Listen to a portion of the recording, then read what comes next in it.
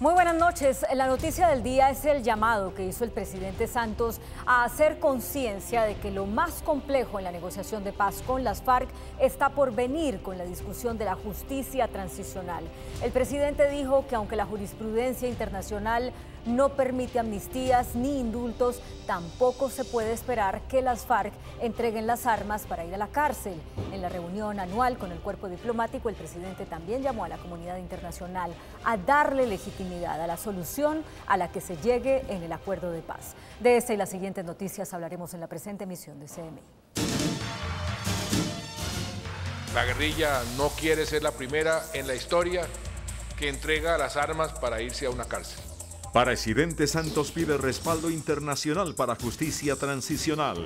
Procurador presenta informe a Corte Penal Internacional de 2.760 desaparecidos a manos de las FARC. Con juez definirá futuro de la adopción de parejas homosexuales. Sobrevivientes de masacre del Nilo piden al general Castañeda la verdad. Todo preparado para el día sin carro y sin moto en Bogotá. Disturbios en Transmilenio por bloqueos fueron planeados, denuncia la empresa. Contralor Distrital denuncia que 70% de contratación en Bogotá es directa. Corte Constitucional revive corridas de toros. Impresionante video muestra caída de avión en Taiwán. Cambian cúpula de Petrobras tras escándalo de corrupción.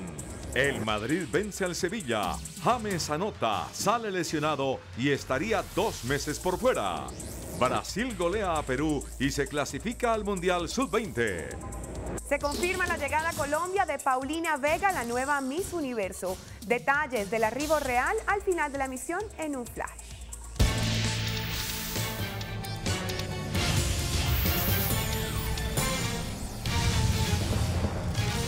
Mientras el jefe negociador de las FARC, Iván Márquez, dijo a la televisión noruega que es necesario que el delito político vuelva a ser considerado con todos los conexos para que se pueda dar un indulto amplio, el presidente Juan Manuel Santos reitera que amnistías e indultos no son permitidos por la legislación internacional.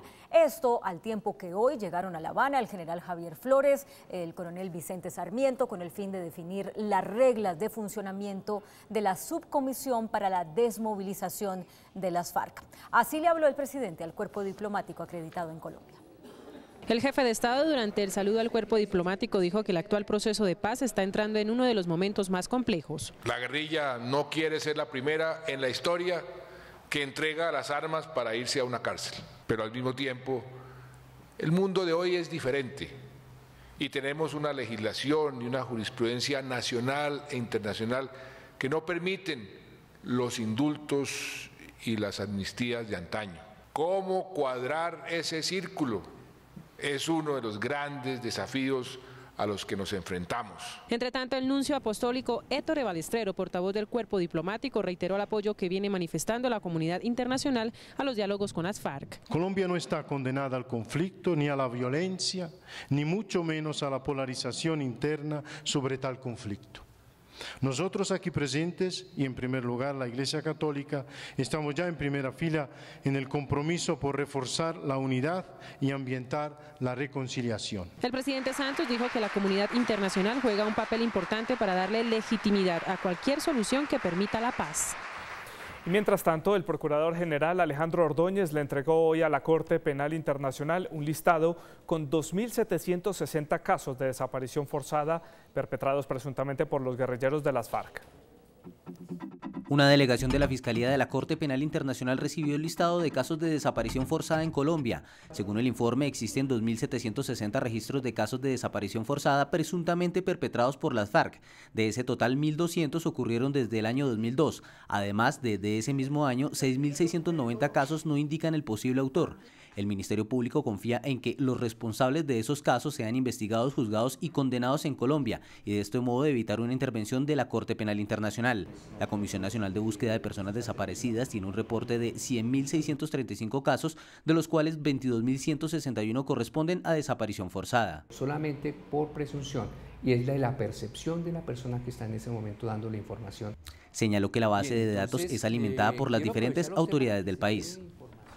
Bueno, y sobre todos estos temas que tienen que ver con la paz, sobre el más complejo que se viene, que es el de la justicia transicional, ¿qué opina la gente? Eso les preguntamos hoy en nuestras redes sociales. Alejandra, buenas noches. Buenas noches, Claudia de Santiago. Específicamente, ¿qué opina la gente de una justicia transicional para la guerrilla de las FARC que no incluya penas de cárcel? Y esto es lo que contestan los colombianos a esta hora. @WilliamRosso831. Siempre y cuando reparen a todas las víctimas, devuelvan tierras despojadas, desvinculen a jóvenes de sus filas y pidan perdón.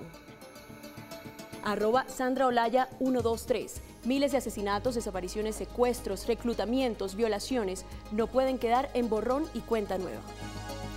@JorgeS1972 dice que esto no es un proceso de paz, es un proceso de rendición. @Anferol5. Vaya, qué ingenio, están cambiándole el nombre de impunidad por justicia transicional. Qué avispados salieron. @LFuken dice, creo que la sociedad necesita sentir el pago de responsabilidad, así no sea en una cárcel. A ustedes los invitamos a participar diariamente en nuestros temas del día en @CMI La Noticia en Twitter y también en nuestra fanpage de Facebook que nos encuentran como cmi.com.co. Y nosotros nos vemos más adelante con toda la información del mundo de la tecnología.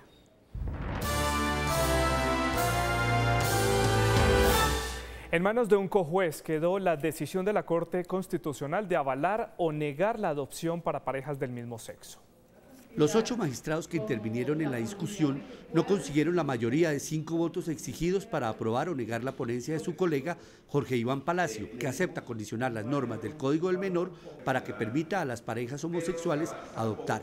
En la sesión solo participaron 8 magistrados de los 9 que integran el alto tribunal, debido a que Mauricio González se declaró impedido para participar en la discusión y sus compañeros aceptaron sus razones. Ante la imposibilidad de un desempate, la Sala Plena de la Corte decidió nombrar a un conjuez para dirimir el asunto. El sorteo le correspondió al exmagistrado José Roberto Herrera, quien fue presidente de la Corte Suprema de Justicia e integró junto con sus colegas Nilson Pinilla y Jorge Aníbal Gómez Gallego la Comisión de la Verdad sobre los hechos de la toma del Palacio de Justicia. Sobrevivientes y familiares de las víctimas de la masacre del Nilo le pidieron hoy al general Fabio Castañeda esclarecer lo que ocurrió el día de ese ataque. El oficial, quien está relacionado con estos hechos, se entregó hoy a las autoridades.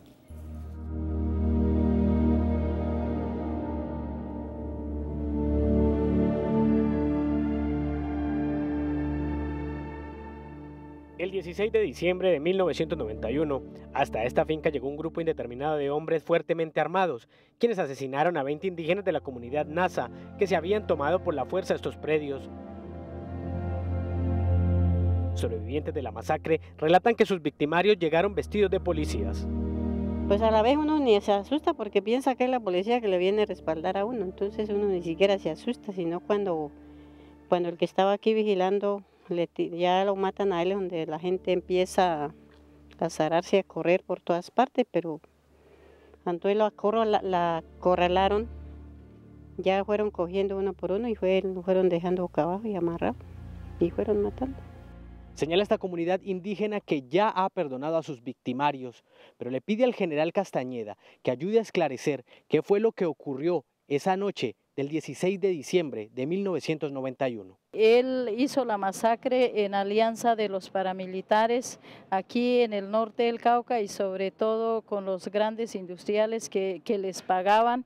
Marta Dagua sobrevivió aquella noche porque su padre y ella alcanzaron a correr cuando escucharon los primeros disparos. Le exige al general Fabio Alejandro Castañeda, quien para ese entonces era el comandante de la estación de policía en Santander de Quilichao, que le pida perdón a la comunidad, al igual que al mayor Durán Argüelles. En conocer la verdad, que viniera y pidiera perdón, porque ese es un daño que por decir algo, un daño irreparable. Uno, porque son personas indefensas, porque ellos no estaban armados. Hoy, las tierras de la hacienda El Nilo están en poder de la comunidad Nasa. La Sala Penal de la Corte Suprema de Justicia ordenó a la nación pagar a cada una de las 20 familias 100 salarios mínimos legales vigentes. Castañeda y Durán Argüelles tendrán que pagar el 40% de esta suma. Dentro del juicio que se adelanta contra el coronel en retiro Manuel González y el mayor también en retiro Luis Felipe Montilla por la muerte de Luis Carlos Galán, el fotógrafo José Herschel, quien para la época trabajaba en la oficina de prensa de la campaña presidencial de Galán, reveló detalles inéditos de lo ocurrido en la noche en que murió Luis Carlos Galán en la plaza central de Soacha, en Cundinamarca. José Herschel, fotógrafo de profesión, captó con su cámara los últimos momentos de Luis Carlos Galán con vida. Las 23 fotografías, muchas de ellas inéditas, fueron reveladas por la Fiscalía en la audiencia de juicio, en donde el reportero gráfico, en medio de un interrogatorio, narró detalles hasta hoy desconocidos de lo que ocurrió esa noche en la plaza central de Soacha. En ese instante no había luz, estaba oscuro. Las luces que habían ahí alumbrando esa tarima se apagaron. Para mí era la primera reunión que se hacía a esa hora, a las 8 de la noche. De resto se hacían en el día. Según el fotógrafo, la policía no realizó controles o requisas a las decenas de personas que asistieron a la plaza. No, en la plaza no. Yo entré normal. Lo extraño para mí en ese instante era la euforia de pólvora que había. Cuando el doctor Galán llegó a la plaza y comenzó a caminar hacia la tarima, arreció la pólvora. Por su parte, el juez especializado aseguró que el caso deberá suspenderse hasta julio, pues su despacho se encuentra congestionado con otros 76 procesos, hecho que según él, en 5 oportunidades le ha dado a conocer al Consejo Superior de la Judicatura sin recibir respuesta satisfactoria. Pero parece que si eso no le dieron absoluta lectura, ni siquiera al primer párrafo, entonces tristemente esa es la situación que tenemos en este juzgado. El caso Galán cuenta con un total de 40.000 folios y hoy, 25 años después del crimen, se desconoce una posible fecha en la que pueda haber un punto final en este proceso. Mañana Bogotá tendrá una nueva jornada del día sin carro y la novedad es que esta vez la restricción también aplica para las motos, unas 400.000 que hay en la capital. Las autoridades del distrito explicaron cuál es el plan de contingencia y las opciones de transporte que puede emplear la gente para evitar traumatismos en la movilidad.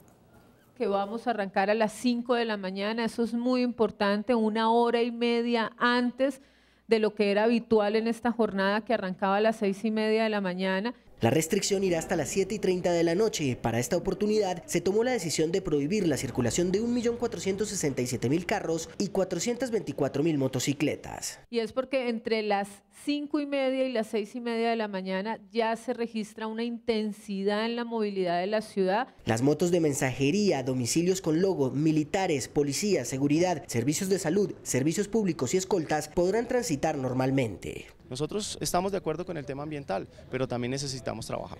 Transmilenio y el SITP habilitarán toda su flota. Además, habrá 392 kilómetros de ciclorrutas y 67.5 kilómetros de ciclovía en corredores como la calle 26, la carrera 9ª y la carrera 15. En la carrera 7ª habrá un operativo especial de la Secretaría de Ambiente. Mañana tendremos una 7ª sin transporte público colectivo, con SITP, con los buses híbridos de nueva tecnología. En el día, los ciudadanos podrán participar en foros, ciclopaseos, picnics y recorridos en bicicleta al colegio. Los conductores que sean detenidos por la policía por estar en vehículo particular o moto de manera prohibida tendrán una multa de 267.000 pesos y la inmovilización del vehículo si van por una vía principal.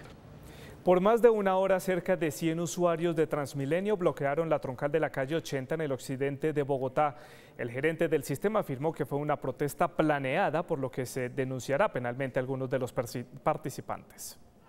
Usuarios de Transmilenio bloquearon el sistema en la calle 80 por más de 1 hora, denunciando falta de buses y poca frecuencia en los servicios. Duramos 1 hora esperando un Transmilenio desocupado, no pasan, se colapsó la estación, llegaba toda la fila hasta el puente, esto es cuestión de todos los días. El escuadrón móvil antidisturbios de la policía, con el uso de gases lacrimógenos, dispersó la protesta en medio de enfrentamientos con los manifestantes. Para Transmilenio, la aparición de carteles y la forma como se bloquearon los buses evidenció que fue una protesta planeada. Es un bloqueo que está hecho previo al día sin carro, está hecho por unas circunstancias que a mí me parece que no eran necesarias para la dimensión que tuvo. Con videos y fotografías se iniciarán investigaciones. Hay un capturado por parte de la policía, Transmilenio va a poner las denuncias penales, lo ha venido haciendo desde el 6 de agosto juiciosamente. Los servicios sufrieron retrasos de hasta 45 minutos.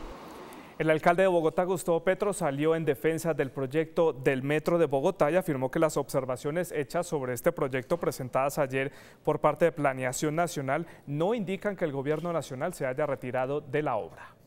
Para el alcalde Gustavo Petro, que Planeación Nacional haya afirmado que es poco viable que se pueda financiar el 70% del Metro de Bogotá, no indica que el gobierno se haya bajado del proyecto. Como cierta aprehensión en el sentido que el gobierno nacional le había sacado la mano al metro, no es cierto. El alcalde anunció que en menos de 5 meses, una vez la empresa de energía y la fiduciaria de Desarrollo Nacional terminen unos estudios, estará definida la estructuración financiera.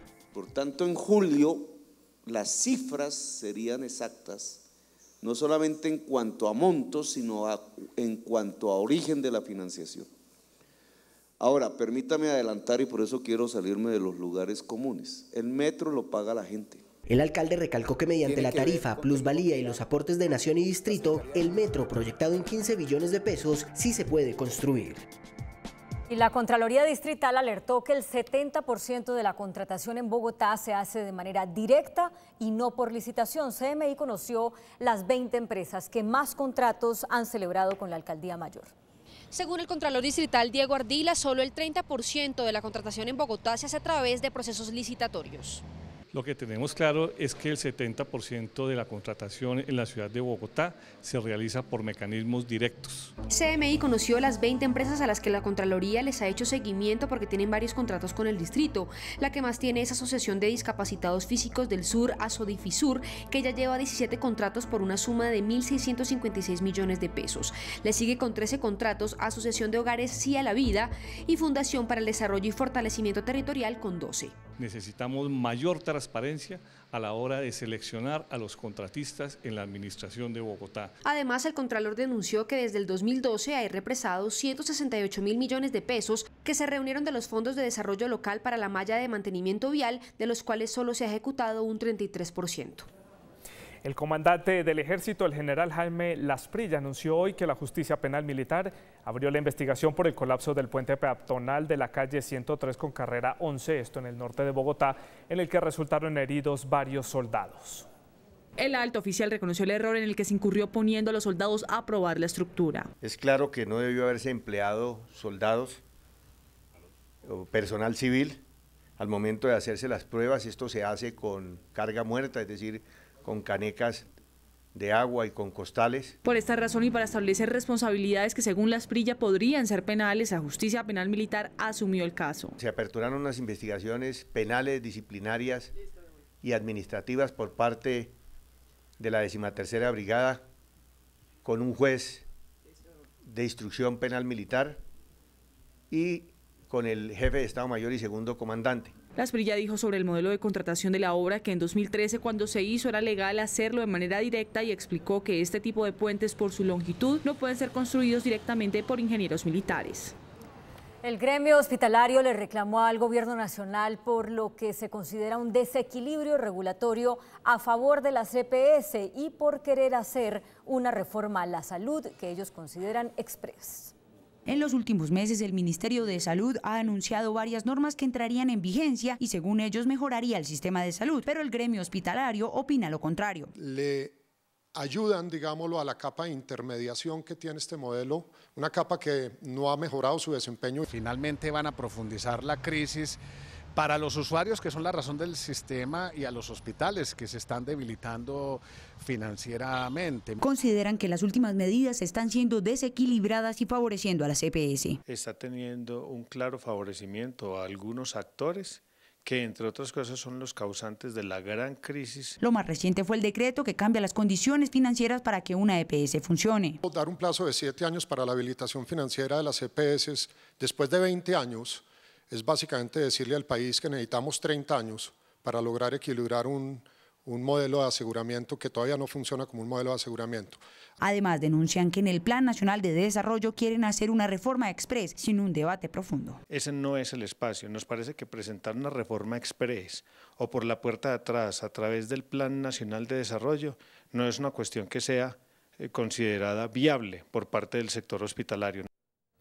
La Corte Constitucional dio vía libre esta tarde para el regreso de las corridas de toros a Bogotá y reiteró la Corte también que los alcaldes no pueden negar este tipo de espectáculos a los ciudadanos. La solicitud de nulidad la había presentado el alcalde Gustavo Petro contra la sentencia del magistrado Mauricio González, que en una tutela ordenó al Instituto Distrital de Recreación y Deporte que disponga de lo necesario para que se reanuden los espectáculos taurinos en la Plaza de Toros de la Santa María, de la capital del país. En una dividida sesión, 5 de los magistrados confirmaron esa decisión. A partir de este momento, el distrito cuenta con 6 meses para reabrir la Plaza de Toros. La Corte le recordó al alcalde Gustavo Petro que el Reglamento Nacional Taurino es la que fija las normas frente a ese espectáculo.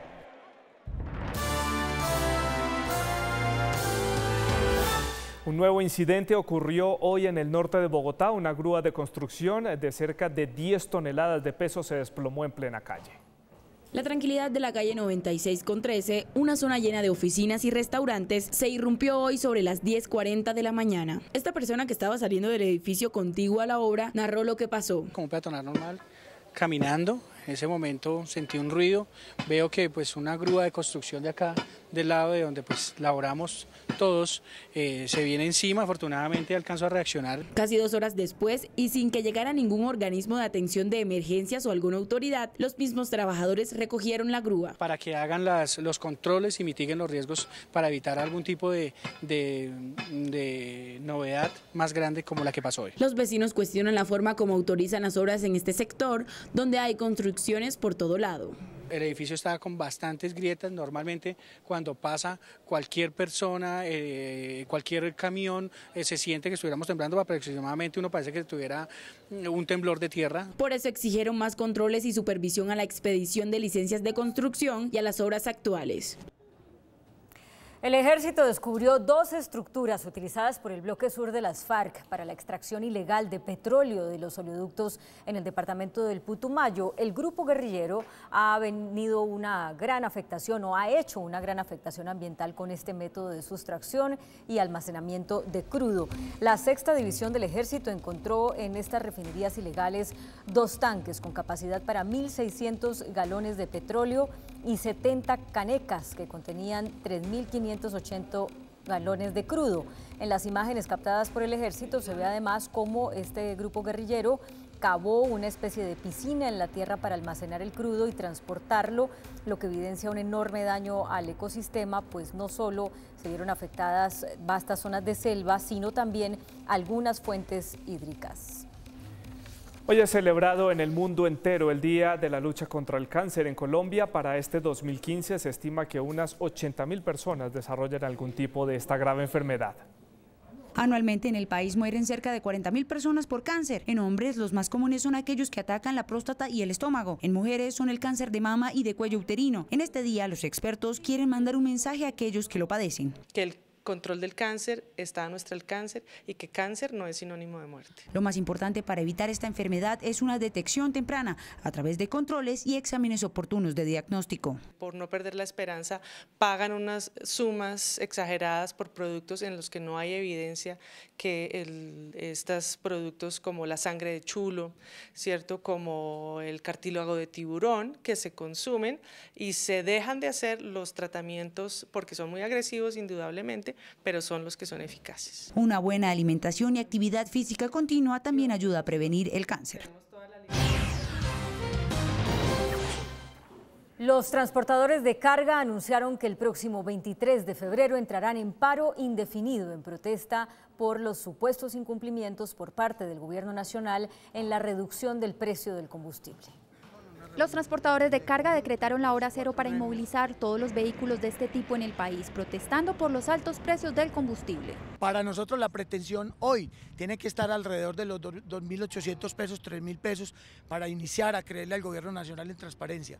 Son más de 360.000 transportadores que entrarían en paro y también están convocando a gremios de taxistas, buses de servicio público e intermunicipales. Ya tenemos la logística y todas las indicaciones y los instructivos montados para en las 24 regiones del país o más regiones que se suscriban a esta iniciativa, irnos a concentraciones. El gremio pedirá el acompañamiento de la Procuraduría y la ONU como garantes si se entablan mesas de diálogos con el gobierno.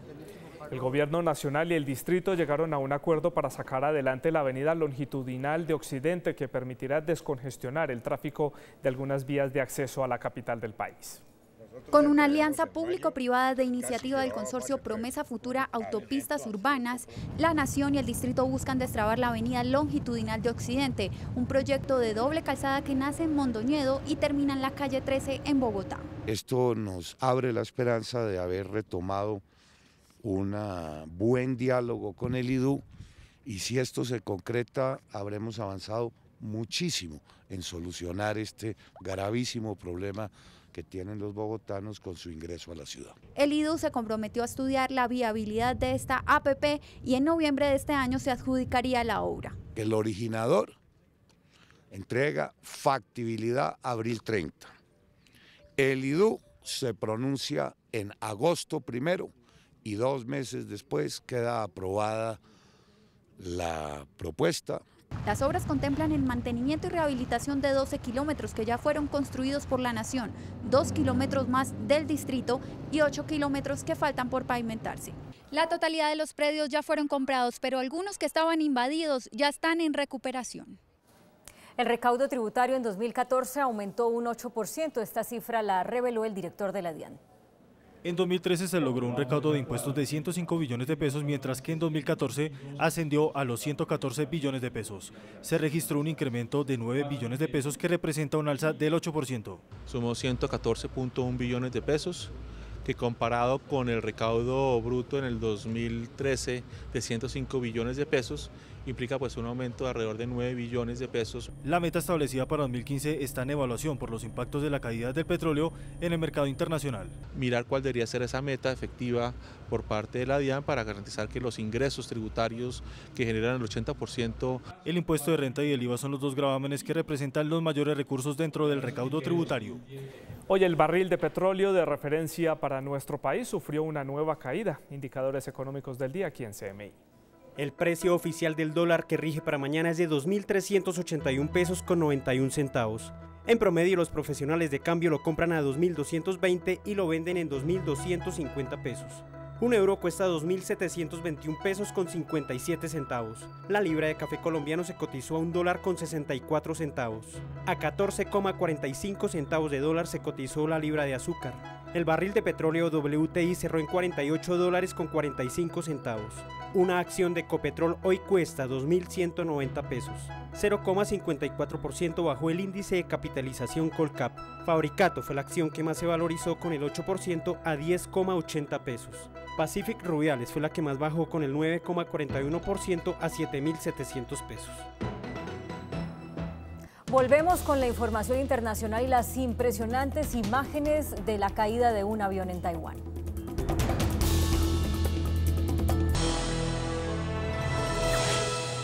...31 personas perdieron la vida, 15 lograron sobrevivir y 12 permanecen desaparecidas. Esto luego que un avión de la compañía taiwanesa Transasia Airways se precipitara contra un río de la ciudad de Taipei, la capital de Taiwán. 3 de los cuerpos recuperados son de la tripulación. Las cajas negras ya son analizadas. Este video aficionado muestra el impresionante momento en que el vuelo GE235 de Transasia Airways gira bruscamente tras partir del aeropuerto Songshan de Taipei, pasa cerca a numerosos edificios, impacta un taxi, luego golpea un puente y se precipita contra el río Geelong. Los hechos ocurrieron a las 11 de la mañana cuando el ATR-72 cubría la ruta Taipei-Kinmen con 53 pasajeros y 5 miembros de la tripulación a bordo. Los cuerpos de emergencia llegaron de inmediato al lugar y con botes salvavidas iniciaron las operaciones de búsqueda. Entre los pasajeros que fueron rescatados están 2 niños de 3 años que fueron encontrados dentro del avión a salvo. Posteriormente, efectivos militares lograron sacar a flote la mayor parte del fuselaje y consiguieron rescatar varios cuerpos que habían quedado atrapados dentro del avión. En el último contacto con la torre de control, el piloto del ATR-72 emitió 3 señales de socorro. En este momento, las cajas negras del GE235 están siendo analizadas para establecer la causa del siniestro. Entre tanto, ha llamado la atención la imagen del taxi que se desplazaba por el puente cuando el avión lo impactó. En estas imágenes se ve el momento en que el conductor se baja del carro, revisa la parte trasera del vehículo y vuelve a su silla. Así quedó el taxi tras el impacto y posteriormente tanto él como una pasajera fueron trasladados a un hospital cercano. Luego de este suceso, la aviación civil de Taiwán prohibió a Transasia realizar vuelos con aviones ATR-72, pues en julio pasado se registró otro siniestro que dejó 49 muertos y 10 heridos. El gobierno jordano ejecutó a 2 prisioneros vinculados con el autoproclamado Estado Islámico en respuesta a la ejecución del piloto Moaz al-Qasasbeh a manos de los yihadistas. También el rey Abdullah de Jordania anunció una guerra implacable contra Estado Islámico en territorio jordano. A primera hora de la mañana fueron ejecutados en la prisión jordana de Suaca la terrorista Sayida al-Rishawi y el yihadista Ziad al-Karbuli, los dos prisioneros que pedía el Estado Islámico a cambio del piloto jordano Muaz al-Kazazbe y el periodista japonés Kenji Goto, ambos asesinados por los radicales. Hasta el momento las autoridades jordanas no han indicado la fecha en que serán ejecutados los demás presos relacionados con el Estado Islámico. El asesinato del piloto jordano despertó la indignación mundial. El gran imán egipcio Ahmed al-Tayeb calificó a la milicia de satánica y aseguró que de acuerdo con el Corán, los responsables de un hecho tan cobarde merecen ser asesinados o crucificados o que les sean amputados brazos y piernas. Por su parte, el padre de al-Kazazbe, el piloto, pidió una respuesta más contundente ante un asesinato tan atroz.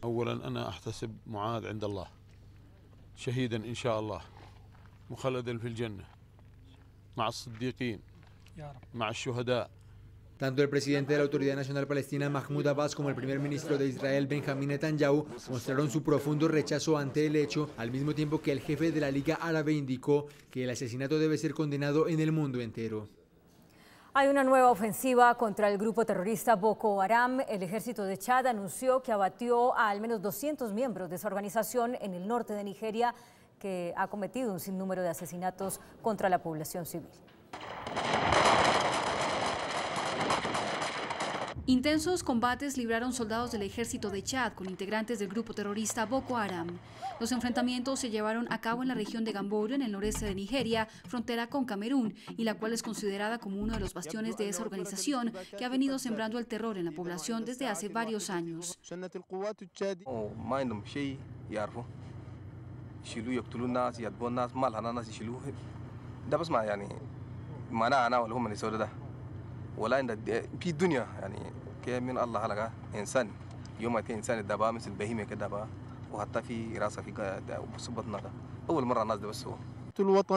Esta ofensiva se dio en respuesta a los ataques perpetrados por miembros de Boko Haram contra los habitantes de la región camerunesa de Fotokol y la quema de sus mezquitas. Boko Haram es el grupo que mantiene secuestradas a más de 200 niñas desde hace casi un año y, según datos de organizaciones no gubernamentales, ha matado a más de 13.000 personas desde el 2009, cuando lanzó su ofensiva en Nigeria para establecer un Estado Islámico en el país. Y finalmente renunció la cúpula de la petrolera brasilera Petrobras y la presidenta Rousseff aceptó esas renuncias. Graça Foster ejercía el máximo cargo dentro de esta multinacional con más de 85.000 empleados. Había puesto su cargo en consideración de la jefa de Estado hacía más de un mes. Los reportes locales de prensa indican que la suma extraída por actos de corrupción de Petrobras superan los 34.000 millones de dólares y que dice que fueron extraídos a través de proyectos ineficaces. La decisión de la presidenta de la petrolera de renunciar y de 5 integrantes de la cúpula de la entidad se vio reflejada en la bolsa. Las acciones de la compañía se han disparado en los últimos días más de un 15%. En Nueva York, Estados Unidos, las autoridades siguen trabajando en la investigación del accidente de un tren que deja hasta el momento 6 muertos y 12 heridos. El siniestro se registró en el norte de la ciudad cuando una camioneta quedó atrapada en las vías ferroviarias y fue arrollada por el tren. Entre las víctimas se encuentra la conductora de la camioneta y 5 pasajeros que estaban en el primer vagón de la máquina que se incendió después del impacto.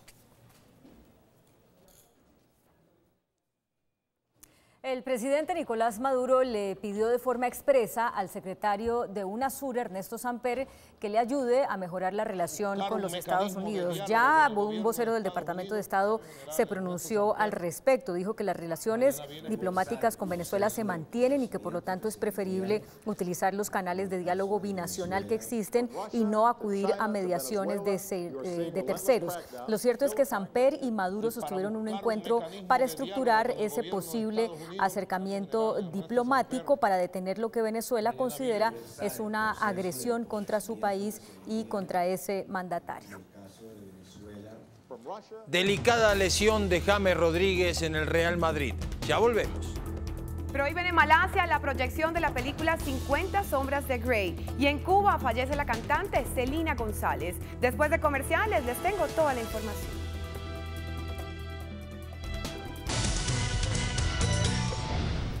Y volvemos a CMI con una noticia de último momento. Al parecer, en el aeropuerto El Dorado de Bogotá, un avión, un Airbus 320, presentó una emergencia en el momento del despegue. Según los primeros informes, uno de los motores presentó fuego, tuvo que ser apagado por la tripulación y en este momento la aeronave está haciendo el procedimiento de emergencia para retornar a tierra. Todos los dispositivos de seguridad del aeropuerto están funcionando en este momento para atender esta emergencia, por lo tanto el tráfico en el aeropuerto El Dorado se encuentra en espera, en los puntos de espera o desviado a otros aeropuertos del país. Es una noticia en desarrollo que ampliaremos en la siguiente emisión de CMI. Mientras tanto, vamos con lo último en tecnología y la Red Mundial de Información con nuestra compañera Alejandra Ortiz aquí en CMI. UNE acompaña la evolución de su negocio con un completo portafolio empresarial. www.une.com.co/empresas. Diviértase con la aplicación para dispositivos móviles que es furor en Facebook y en Twitter, porque combina el éxito de las selfies o autorretratos y videos cortos, agregando la posibilidad de hacer doblajes de canciones, frases de artistas o declaraciones de políticos, entre otros. Conozca a Dubsmash, una aplicación disponible para dispositivos con sistema operativo iOS y Android, y usted la puede descargar gratuitamente desde sus respectivas tiendas virtuales App Store y Play Store. Funciona de manera sencilla. Lo primero que debe hacer es elegir el idioma que quiere utilizar. Luego, la aplicación le presenta un buen número de audios en diferentes categorías, tales como realities, políticos, música, animados, entre otros. Escoja el audio de su preferencia. Bart, no quiero asustarte, pero tal vez el coco está en la casa. Y una vez hecho esto, la cámara frontal se enciende automáticamente para dar inicio al video. Al oprimir sobre comenzar, suena de fondo el audio elegido y el usuario debe hacer playback o doblaje. La extensión del video queda determinada por la duración del audio, así que revise cómo quedó. Y cuando crea que su video está listo, guárdelo en la biblioteca de multimedia o compártalo con sus amigos y familiares en WhatsApp, Facebook, Instagram o YouTube. Si desea subir su propio audio, diríjase a la opción Mis sonidos. Luego le pide que inicie sesión en Dubsmash registrando un correo electrónico y datos personales. Esta opción está disponible por ahora para dispositivos iOS. Dubsmash superó las 10 millones de descargas, viralizándose rápidamente gracias a que los usuarios han compartido sus creaciones. ¿Qué tal? Buenas noches. El Madrid ganó en el resultado al Sevilla, pero perdió a James Rodríguez, quien sufrió fractura del quinto metatarsiano del pie derecho y será operado en las próximas horas. Partido accidentado en el Santiago Bernabéu. A los 9 minutos salió lesionado Sergio Ramos. El central padece un problema en su muslo izquierdo que lo deja descartado para el derbi del sábado frente al Atlético. A los 12 apareció James Rodríguez. El colombiano aprovechó el centro de Marcelo para anotar el 1-0. Octavo gol liguero para el cucuteño y tercero de cabeza en lo que va de la temporada. Sin embargo, las malas noticias llegaron a los 24 minutos. James pidió el cambio luego de sentir un fuerte dolor en su pie derecho. El Real Madrid confirmó una lesión en el quinto metatarsiano que lo dejará por fuera de las canchas por lo menos 2 meses. A los 30, fuerte choque entre Benzema y Beto. La peor parte se la llevó el portero sevillista, que tuvo que salir en camilla directo al hospital con un fuerte traumatismo cráneoencefálico. Una vez se reanudaron las acciones, Gese anotó en esta acción el segundo para el Madrid a los 36 de la primera mitad. El gol nació en una mala devolución de Vaca. Mal partido para el delantero atlanticense, que a los 68 se fue reemplazado por Aspas, quien a los 80 descontó para el Sevilla. 2-1 ganó el Real Madrid, que ahora lidera la Liga Española con 54 puntos, 4 más que el Barcelona. De 2 a 3 meses la recuperación de James Rodríguez. Y de una mala noticia a una buena noticia. Juan Guillermo Cuadrado, flamante jugador del Chelsea, ya entrenó con su nuevo equipo. La nueva joya del Chelsea realizó su primera práctica con el equipo londinense. A Juan Guillermo Cuadrado se le vio por primera vez junto a Mourinho, quien en varios momentos le dio algunas instrucciones al volante colombiano. El exjugador de la Fiorentina utilizará la camiseta número 23 con los Blues. El primer partido de Cuadrado con su nuevo club podría ser el próximo sábado a las 10 de la mañana, cuando el Chelsea enfrente al Aston Villa por la Liga. El onceno capitalino marcha puntero en la Premier y en Champions chocará en 2 semanas ante el PSG por los octavos de final de este certamen. Y hoy por el hexagonal del sudamericano en Uruguay, ganó Brasil, ganó Argentina, ya están los 4 que va al Mundial, Colombia va al Mundial, en este momento está jugando, con Uruguay van 0-0, así que va al Mundial de Nueva Zelanda. Miren los goles de Brasil. Después de un primer tiempo sin goles, en el segundo el equipo de Brasil se destapó ante la selección de Perú. Nathan Souza marcó a los 3 minutos del periodo complementario luego del rebote, aprovechando en el área. A los 12 minutos, Tales, con un remate de larga distancia, puso el 2-0. En esta acción, el mismo Tales a los 18 repitió segundo gol en su cuenta personal y el tercero para los brasileños. A los 27, nueva llegada de la selección brasileña y Malcom para el 4-0. Y el último del partido en este tiro libre desde el costado derecho, el cabezazo de Leo Pereira y a los 37, 5-0 victoria de Brasil. Contundencia en el equipo auriverde. 127 días faltan para Chile 2015. Acordate siempre, mirá deporte, hacé deporte y los dejo en las manos del entretenimiento con esta belleza llamada Julieta Piñeres. Gracias, profe. Hola, muy buenas noches para todos y bienvenidos a este flash de entretenimiento aquí en CMI 7 PM. A 10 días de su estreno mundial, la tan esperada película 50 Sombras de Grey ya comienza a generar polémica. Las autoridades de Malasia han prohibido que sea proyectada por ser considerada pornográfica. La religión una vez más vuelve a ser el obstáculo en el camino para una producción de Hollywood. En esta oportunidad, la tan esperada película 50 Sombras de Grey recibió su primer veto en un país. Se trata de Malasia, un lugar de mayoría musulmana que considera al producto como pornográfico.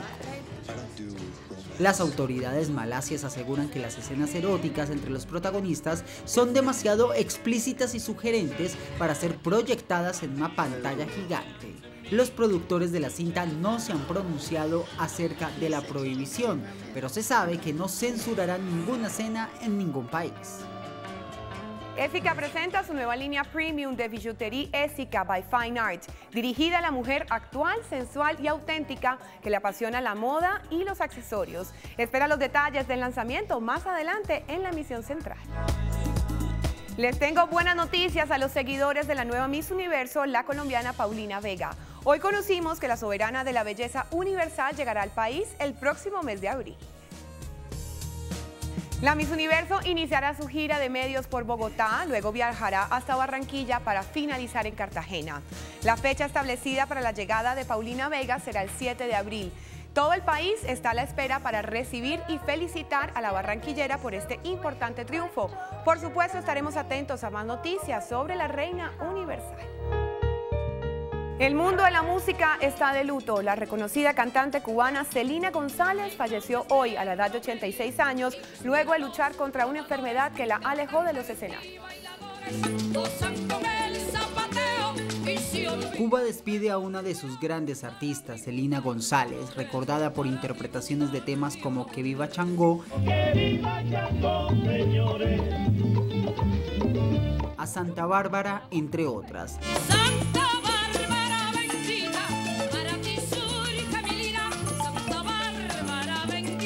Se fue a los 85 años, dejando uno de los legados culturales más importantes de la isla.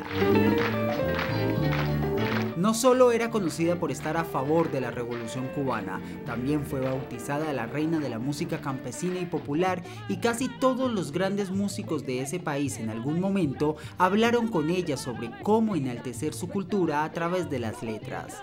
Su prolífica carrera comenzó a finales de la década de los 40 junto a su esposo Reutilio, con quien estuvo hasta 1964. Desde ahí comenzó su camino como solista hasta 2010, cuando viajó a Colombia para participar en la Feria de Cali.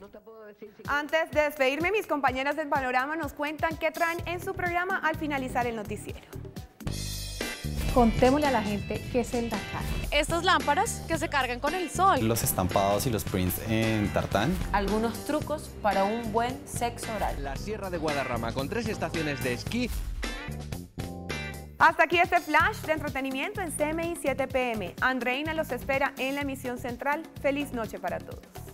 Santiago, ¿alguna novedad sobre la emergencia del avión? Sí, la Aeronáutica Civil ya confirmó por Twitter que la situación fue superada, el avión ya está en tierra, los pasajeros están siendo atendidos, no fue nada más que un susto y van a ser reacomodados en otros vuelos hacia la ciudad de Medellín, que era el destino que tenía el avión. Pues qué bueno, qué alivio. Y a Por prepararse suerte. para la bicicleta mañana en Bogotá. Claro que sí. Así llegamos al final de esta edición de CMI, a las 9:30, más CMI. A las 8:50 la información internacional, gracias por acompañarnos.